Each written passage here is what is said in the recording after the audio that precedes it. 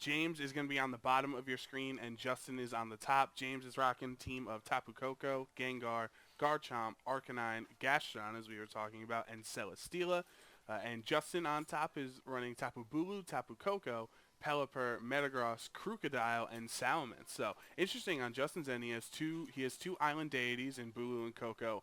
Pelipper for the rain, and a Crocodile, where more commonly we would see a Garchomp or maybe a Mudsdale for the ground type user. Yeah, we do see James has the team that very similar to what Marcus ran in London. Did very, very well with obviously losing to Gastrodon, but James with the full six here, and it's a very, very cool team. I think that Gengar is an absolutely amazing Pokemon in this format. I do think it was a little bit frowned upon when we saw that it did lose the Levitate ability, but I think that its typing, its speed, still give it a lot of use in the format. And looking at Justin's team, he has the Tapu Koko, he has the Tapu Bulu, he has the Metagross, so three things that it hits very, very hardly, and definitely something that Justin is going to have to learn how to play around in the set. Yeah, that ghost poison typing is pretty awesome. Let's hope that James gets to hold on to his Gastrodon for the whole tournament. Pew pew, shots fired. We're gonna go into round one here. Let's see what the opening is at the round one here. December, not January. I'm already thinking of the new year. New Year, December 17th. Here at the only game in town in Somerset, New Jersey. James with that cool throw animation is the Gengar and Tapu Koko. And then Justin also with the Tapu Koko, but that Crocodile we were talking about in team preview. The Electric Surge is going to go off, so both of their Tapu Kokos will have increased special attacks or for their Electrocyte moves and the Intimidate. But James has two special attackers, so it's not going to work here. Who do you think has the better advantage? I think this actually. So there is a timer on the screen, but it is slightly off. So don't worry about it. Just a heads up, letting you guys know. Yeah. This is actually a pretty similar lead. Actually, they both led their Tapu Kokos and their answers to the opposing Tapu Koko. James has the Gengar that just threatens it, and Crocodile is applying both pressure on all the Tapu Kokos and the Gengar on the field. So Crocodile in a pretty good spot, but also fearing something like a Dazzling Gleam and a double up into the Crocodile could potentially take a knockout here. So this is a very high-risk turn one where if the wrong Mon protects and the wrong Mon gets attacks off, a lot of super effective damage could come out. James is going to be switching out his Tapu Koko into Gastrodon here, expecting potentially an Earthquake.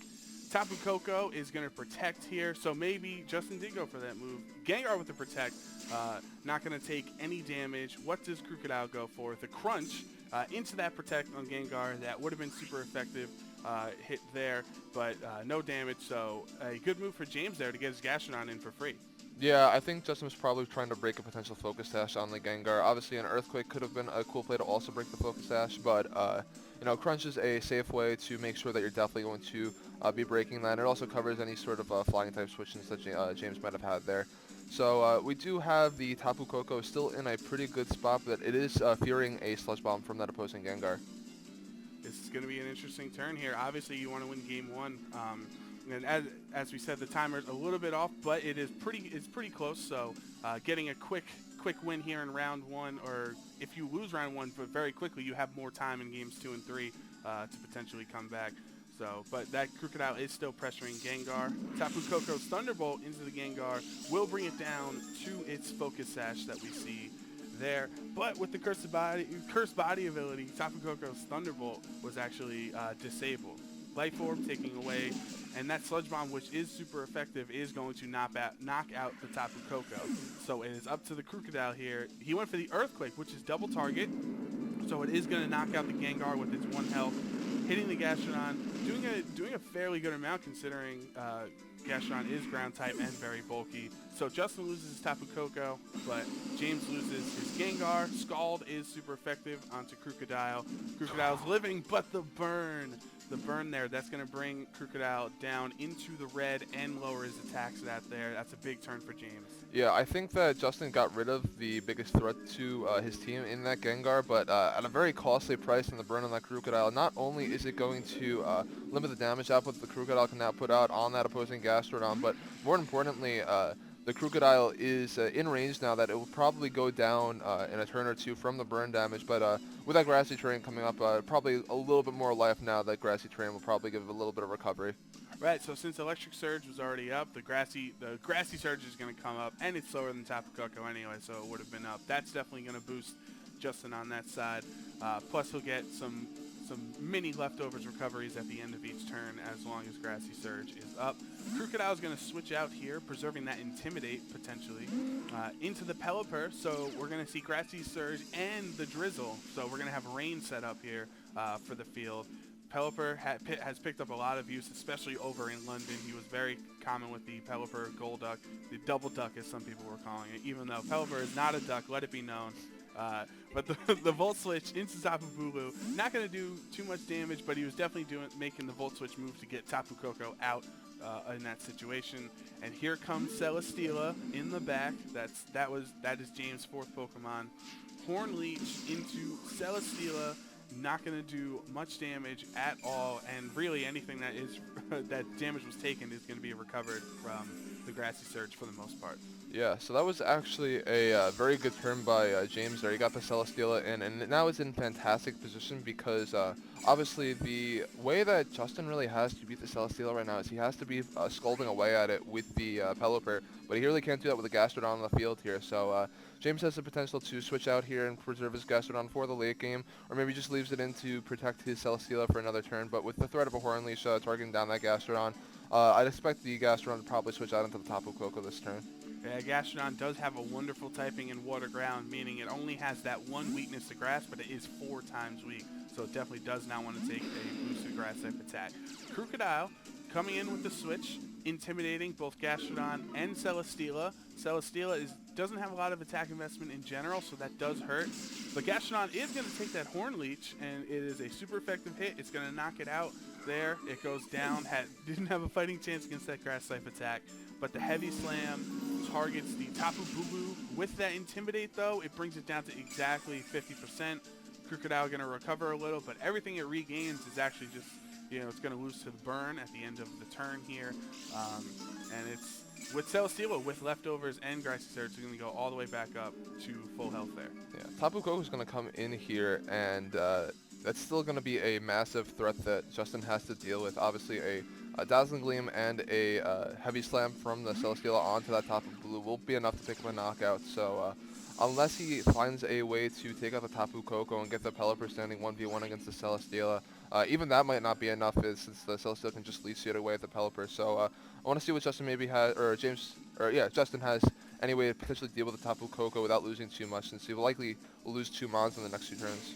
Crocodile with the Protect is going to stay out at least one more turn because Burn is not going to be enough to take him down. We do see a Dazzling Gleam come out from Tapu Koko. No Thunderbolt.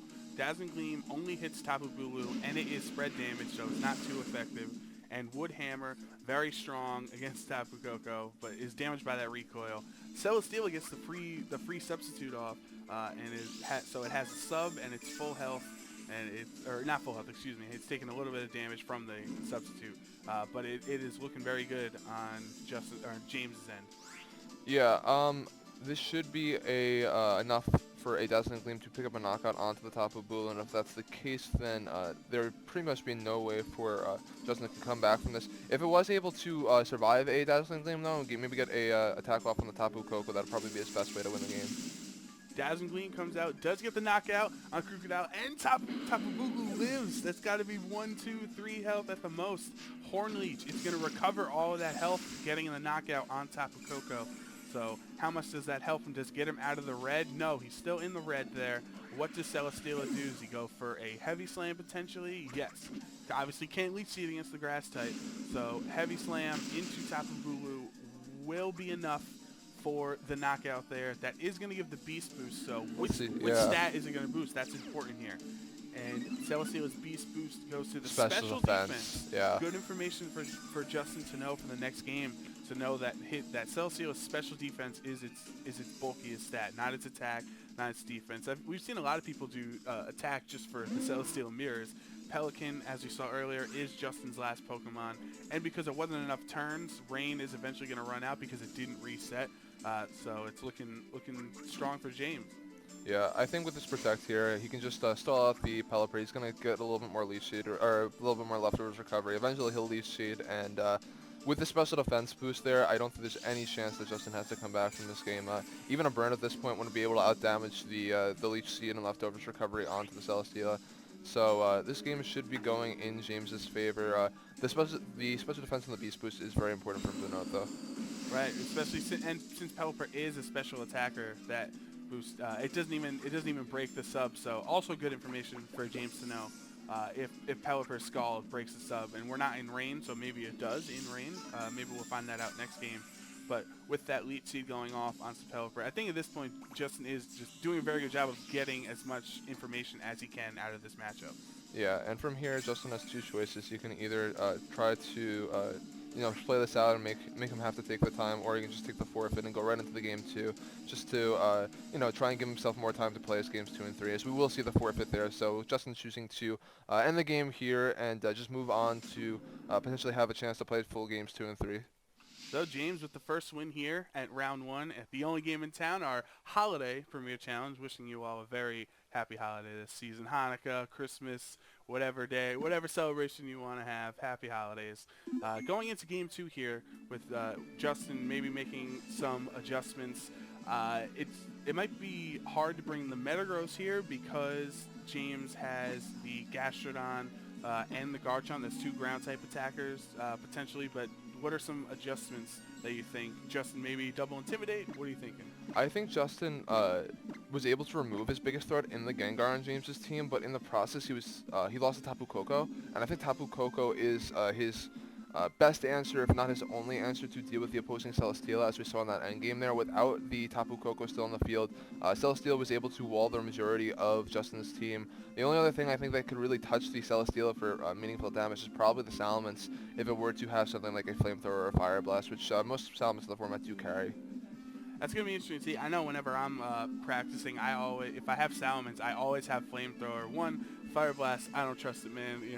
90% is basically 50% at this point. So the Flamethrower is 100%, and it does a lot of damage. But with Celesteela's special defense Beast Boost, that might actually be able to take a Salamence Flamethrower considerably well. Yeah, since we do know those Beast Boosts are based off of the highest stat for the Mon, so it's not only the special defense boost that it can get, but that also means that it's naturally just especially bulky, as we do know from that Beast Boost. And I don't know.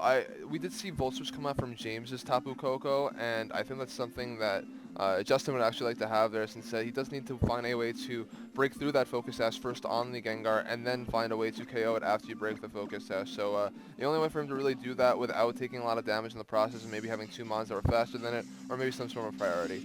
Right, he did take a lot of damage. He was able to do it, but he got burned in that situation from the Gastrodon. So let's get into it here. Game 2 in round 1. James Baek on the bottom of your screen, Justin Carris on top.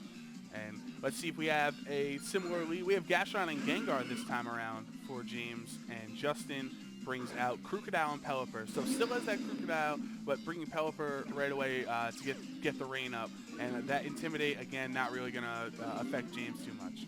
Yeah, a good adjustment by James, actually. Justin trying to make the switch to Pelipper here to try and get a little bit more damage on turn 1. But as we do see, Gastrodon is the lead for James, so Pelipper's in a very, very rough spot here. He could potentially still double the Gengar and break the Focus Sash and just knock it out here. He could do that with something like a Hurricane and an Earthquake.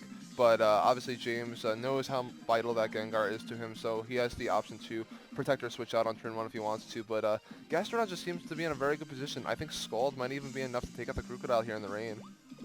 Taunt onto the Pelipper, so Pelipper can only use attacking type or attacks, can't protect or anything like that. We do see a Z move coming out from Justin on the Crocodile. Is that the Tectonic Rage? Or That's Dark Hole Eclipse. Oh, okay. He's actually using the Darkium Z Black Hole Eclipse. Awesome.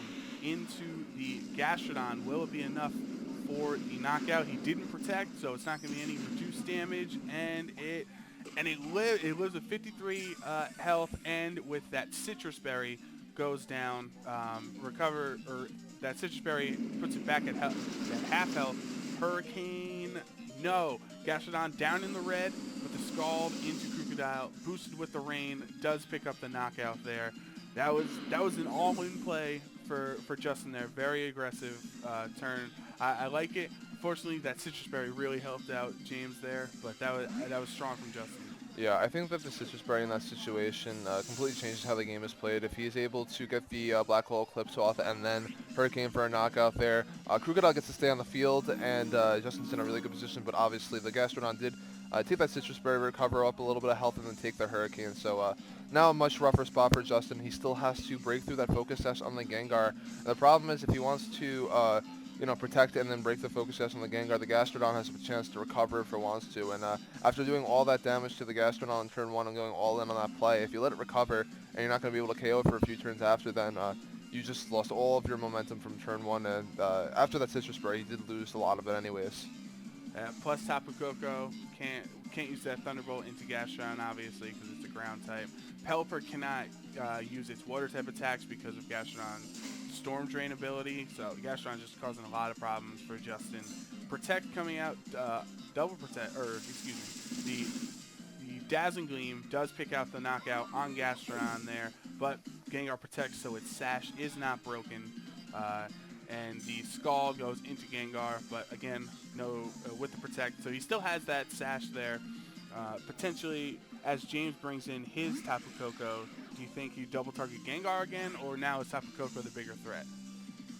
If you're Justin, you could probably start targeting down the Gengar again, because I think that is the bigger threat of the two. Really depends on what Justin's last mon is. If you were to go for a Dazzling Gleam and a Scald, I think that he'd be able to take out the Gengar. It just depends on what James decided to do. Volt Switch coming out, super effective onto Pelipper. That does get, oh no, it has a Focus Sash. Okay, I thought it was actually EV to survive with 1 HP, but nope, Focus Sash. That would have been impressive. Yeah, Focus Sash is the most common item I think we're seeing on Pelipper lately. But just for the safety with all these electric type moves running around. Switching into the Celesteela here. Sludge Bomb goes off, and so the double target on the Pelipper. So Tapu Koko doesn't take any damage, but we see a handshake coming out from the guys there. So it looks like Justin is going to forfeit here, and James is going to win round 1. Yeah, I think that was a very clear play. That it was either a Sludge Bomb onto the Tapu Koko or onto the Pelipper. Obviously, a electric move is likely going into the Pelipper in most situations there, but Justin needed to call what the Gengar was going to target to get back into the game there, and with James making the correct play, that will be enough to take the set here, as Sludge Bomb can just come out of the Tapu Koko now, and then Heavy Slam can target down the Bulu, and there's not much that Justin can really do about that. Yeah, that puts as we see the forfeit. So congrats to James winning round 1 here. But these players are so good that I'm pretty confident we're going to see them later on in the tournament as well. Yeah, so great games by both players.